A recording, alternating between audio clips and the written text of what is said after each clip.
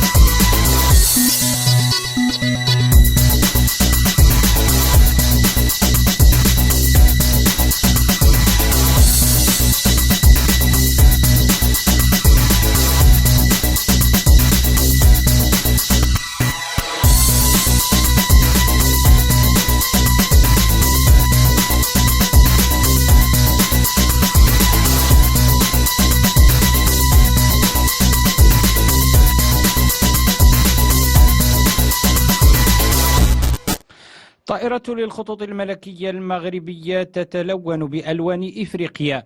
3 طائرات من أسطول الشركة وموازاة مع قمة المناخ بمراكش تتلون بألوان من مواد صديقة للبيئة وخاضعة لكل المعايير الدولية الضابطة للمجال.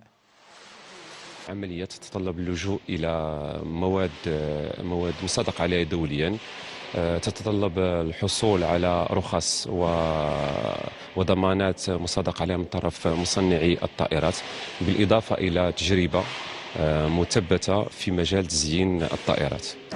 الطائرة الأولى من إبداع بوكولا غريف، فنان تشكيلي كاميروني ضمن 10 فنانين أفارقة ومغاربة يساهمون في هذا العمل. تم اختيارهم من بين 100 فنان. لجنة الاختيار اختارت 10 فنانين. هؤلاء الفنانون قاموا بالاشتغال على هذا الموضوع الذي هو إفريقيا متحركة وإفريقيا مسؤولة وإفريقيا متوجهة نحو المستقبل. الطائرة الثلاث ستطير بألوانها الزاهية مدة عام إلى 80 وجهة في الجهات ال4 للعالم. USS Chanel Maroc.